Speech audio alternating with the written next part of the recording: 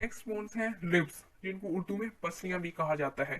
छाती के पिंजर thoracic as में कुल जो है वो 24 पसलियां मौजूद होती हैं, जो सामने स्टर्नम की हड्डी के साथ और पुश्त की जानब रीढ़ की हड्डी की सतहों से जो है वो जुड़ी हुई होती हैं। दोनों की तरफ आखिरी दो पसलियां सामने जो है वो जुड़ी हुई होती हैं, जिनको फ्लोटिंग या फॉल्स रिब्स भी कहा जाता है। अब हम एक बार, ये तो इंट्रोडक्शन करवाया मैंने आपको रिब्स का, पसलियों का। अब हम स्लाइड को भी रीड कर लेते हैं और जो लिखा हुआ है उसको भी समझने की कोशिश करते हैं।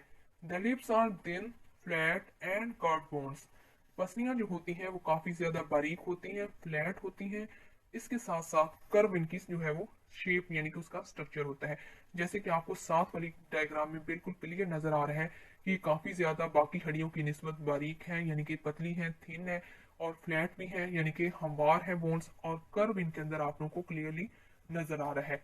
Date form of protective cage around the organs in the upper body. जितने भी अपर बॉडी के इंटरनल ऑर्गन्स हैं, असल में रिब्स जो होती हैं ये उनकी हिफाजत करती हैं।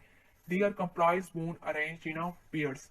इनके पेयर्स होते हैं, यानी कि राइट साइड पर अगर कोई रिब प्रेजेंट है तो वो लेफ्ट साइड पर भी लाजमी प्रेजेंट होगी।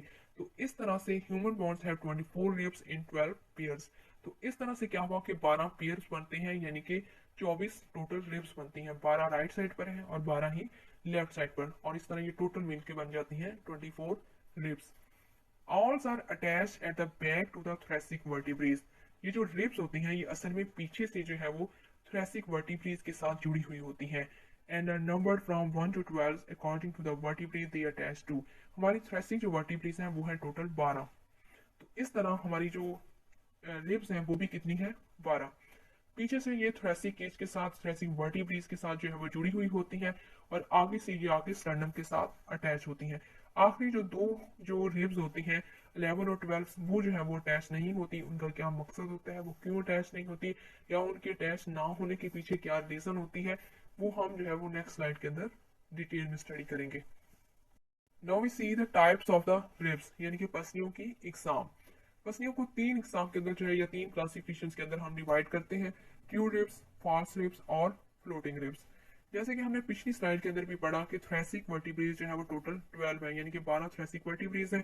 इन 12 थ्रेसिक वर्टिब्रेज के साथ ही हमारी 12 जो है वो रिब्स आके अटैच हो जाती हैं।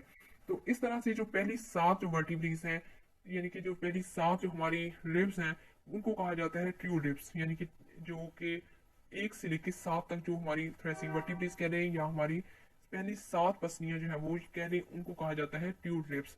फिर उसके बाद 8वीं, 9वीं और 10वीं, यानी कि 8 से लेकर 10 तक ये जो तीन रिब्स आती हैं, इनको कहा जाता है false ribs.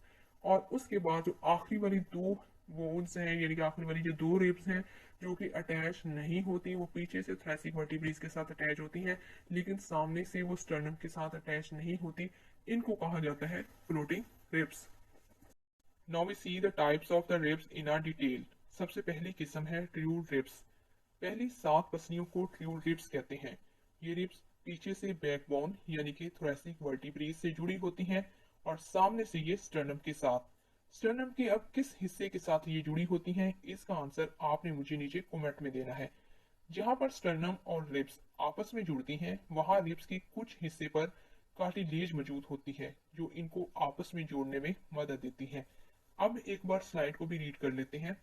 True ribs, the first 7 bones are called the true ribs. पहली जो 7 हड्डियां होती हैं उनको हम ट्रू रिब्स कहते हैं। These bones are connected to the spine, the backbone in a back. पीछे की तरफ से ये ट्रू बोन्स यानी कि ये पहली 7 हड्डियां पीछे की जानब से कमर के साथ जो है वो जुड़ी होती हैं। किस हिस्से पर, उसके थोरैसिक पार्ट के साथ। In the front the true ribs are connected directly to the breast bone और sternum by a strip of cartilage called the costal cartilage।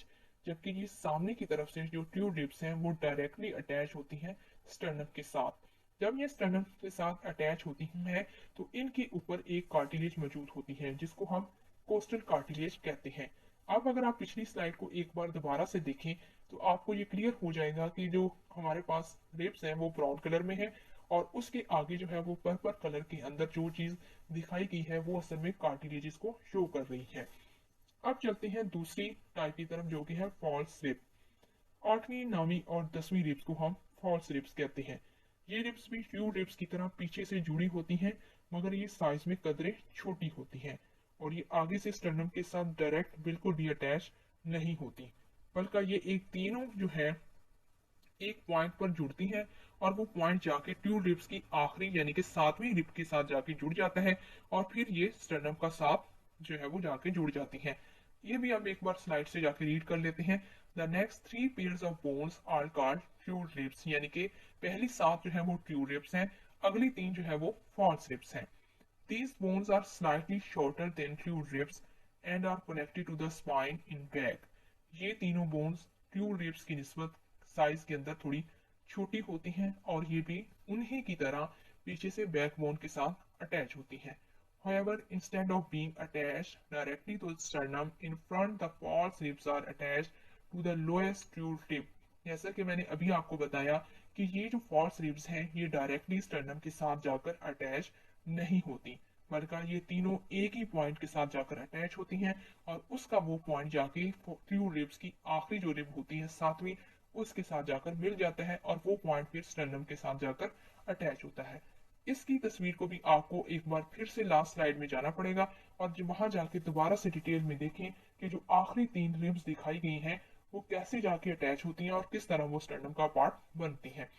अब चलते हैं सबसे आखिरी टाइप की तरफ, जो कि है फ्लोटिंग रिब्स। तीसरी और जो आखिरी टाइप है फ्लोटिंग रिब्स, इनको जो है वो हम तैरती हुई पसलियां भी कहते हैं। ये ऊपर वाली दोनों टाइप्स यानी कि ट्रू और फार से काफी ज्यादा छोटी होती हैं, और ये भी इनकी तरह समझने यूं समझे कि ये भी स्पाइन से ही जुड़ी होती हैं। अब देखते हैं कि इनके जुड़ने के पीछे असल में फायदा क्या होता है। पहले एक बार स्लाइड को भी रीड कर लेते हैं, फिर हम देखते हैं इसके फायदे क्या है। The last two sets of ribs are called floating ribs. ये जो हमारी लास्ट टू रिब्स हैं 11 और 12, ये इनको कहा जाता है floating ribs. Floating ribs are smaller than both the true and false ribs.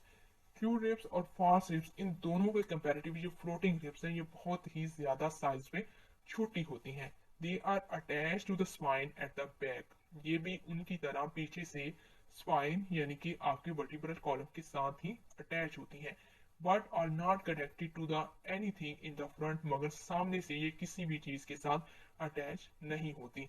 अब इनके पीछे अटैच ना होने के पीछे क्या फवायद है वो देखते हैं। इनके अटैच होने की जो सबसे मेन जो हमें फायदा होता है वो होता है कि ये हरकत देने में बहुत ज्यादा मदद करती हैं। दूसरा इनका अहम काम ये है कि ये इंटरनल ऑर्गन्स की हिफाजत करती हैं, स्पेशली गुर्दों की। और जो तीसरा इसका अहम फंक्शन है या अहम रोल है वो ये है कि ये रेस्पिरेशन में बहुत ज्यादा मदद देती है। Now we see the functions of ribs. पहला फंक्शन है the ribs form a kind of cage that encloses purposes. पसलियां पिंजरे की शक्ल बनाती हैं जिसका कोई खास मकसद है, इनको बनाने के पीछे कोई खास मकसद है, वो आगे जाके देखते हैं कि क्या है। सेकेंड फंक्शन है they protect the heart and lungs from injuries and shocks that might damage them. ये दिल और फेफड़ों की हिफाजत करती हैं कि कोई बाहर से इनको कोई जख्म ना लगे और किसी शॉक की वजह से इनको कोई भी नुकसान ना पहुंच सके। थर्ड फंक्शन है the ribs also protect parts of the stomach, spleen and kidney. पसलियां जो होती हैं वो मैदा, स्प्लीन और गुर्दों की हिफाजत करती हैं जो कि इंटरनल ऑर्गन्स होते हैं हमारे। और लास्ट फंक्शन है the ribs help you to breathe as you inhale the muscle in between the ribs lift the rib cage up allowing the lungs to expand. When you exhale, the ribcage moves down again, squeezing the air out of your lungs. इस लाइनों को आपने 2 या 3 बार read करना है तो आपको easily समझ आ जाएगी कि वो यहाँ पे एक्चुअली कहना क्या चाहता है। The ribs help you to breathe. ये जो हमारी पसली होती है ये हमें सांस लेने में मदद देती हैं। As you inhale the muscles in between the ribs lift the rib cage. जब हम सांस लेते हैं यानी कि जब हम हवा अंदर लेके जाते हैं इस वक्त रिब्स जो है वो बाहर की तरफ उठती हैं, और जैसे ही वो बाहर की तरफ उठती हैं यानी कि उनका साइज बड़ा होता है तो इस तरह ये फेफड़ों को खुला करने में मदद देती हैं। एंड व्हेन यू एक्सहेल यानी कि जब आप सांस बाहर निकालते हैं the rib cage moves down again. तो इस वक्त रिब्स जो है वो नीचे की तरफ हरकत करती हैं यानी कि उनका जो साइज है वो कम हो जाता है। Squeezing the air out of your lung. और जैसे ही वो स्क्वीज करती हैं यानी कि उनका साइज कम होता है तो हवा फेफड़ों में से बाहर निकल जाती है। तो ये एक्चुअल में मेन फंक्शन है रिब्स का। नेक्स्ट टॉपिक है वर्टिब्रल कॉलम जिसको उर्दू में रीढ़ का स्तून भी कहते हैं। इंसानी जिस्म में रीढ़ का स्टोन मुख्तलिफ साइजों के 33 मोहरों यानी कि 33 वर्टिब्रेज से मिलकर बनता है। रीढ़ के स्टोन की साख्त की वजह से इंसान की खास शक्ल और जिसामत बनती है। अब हम एक बार स्लाइड को भी रीड कर लेते हैं। It is also called backbone spine और स्पाइनल कॉलम। वर्टिब्रल कॉलम को हम बैकबोन स्पाइन भी कह सकते हैं और इसको स्पाइनल कॉलम भी कह सकते हैं। इसको स्पाइनल क्यों कहा गया है? क्योंकि इसके अंदर स्पाइन होती है। It is consist of 33 irregular bones. इसके अंदर 33 बेतरतीब हड्डियां मौजूद होती हैं। इन 33 हड्डियों को हम एक्सेल में 5 रीजन्स के अंदर डिवाइड करते हैं। These bones are classified into the 5 different regions। अब ये 5 रीजन्स कौन कौन से होते हैं ये हम साथ वाली डायग्राम में देखते हैं। पहला रीजन है सर्वाइकल, उसके बाद दूसरा रीजन है थोरैसिक, तीसरा रीजन है लंबर और फिर सैक्रम और आखिर में आता है कोकस। अब हम स्लाइड में इनको देख लेते हैं कि इन रीजन्स के अंदर कितनी कितनी बोन्स जो है वो आएंगी। पहला रीजन है सर्वाइकल रीजन, जिसको हम गर्दन के मोहरे भी कहते हैं। ये तादाद में 7 होते हैं और ये जरूरत के मुताबिक ही हरकत कर सकते हैं। सर्वाइकल रीजन को हम सी से डिनोट करते हैं। इसके अंदर 7 हड्डियां यानी कि अभी हमने बात की कि 7 जो है वो वर्टिब्रेज होती हैं, इसलिए इसको C1 to C7 कहा जाता है। यानी कि C1 मतलब ये हुआ कि सर्वाइकल 1 यानी कि पहली गर्दन की पहली हड्डी, C2 गर्दन की दूसरी हड्डी और इस तरह C7 तक ये चलेंगे। उसके बाद सेकंड आ जाता है रीजन जो कि है थोरैसिक रीजन यानी कि छाती के मोहरे। इनकी तादाद 12 होती है। ये अलहदा-अलहदा मगर इनकी हरकत निस्बतन महदूद होती है और इनको टी से जो है वो डिनोट किया जाता है और इनकी तादाद जो है वो 12 है। T1 to T12 इनको देंगे। थर्ड रीजन आ जाता है लंबर रीजन यानी कि कमर के मोहरे। ये तादाद में कुल 5 होते हैं। ये अलहदा-अलहदा होते हैं और महदूद हरकत कर सकते हैं। इनको जो है वो एल से डिनोट किया जाता है, L1 to L5 यानी कि 5 बोन्स जो है 5 वर्टिब्रेज जो है इसके अंदर मौजूद हैं। फोर्थ रीजन है सैक्रम रीजन यानी कि निचली कमर की हड्डियां। ये 5 मोहरों से मिलकर बनती है जो कि आपस में जुड़े होते हैं। ये हड्डी कूल्हों की 2 हड्डियों के दरमियान वाक़ होती है जिनके साथ ये जोड़ बनाती हैं और इनको जो है वो एस से डिनोट किया जाता है, S1 to S5 इनको यानी कि 5 इसके अंदर वर्टिब्रेज मौजूद हैं।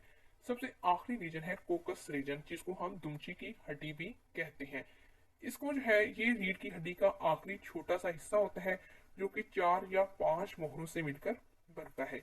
ये मोहरे आपस में जुड़कर एक हड्डी की सूरत जो है वो इख्तियार कर लेते हैं।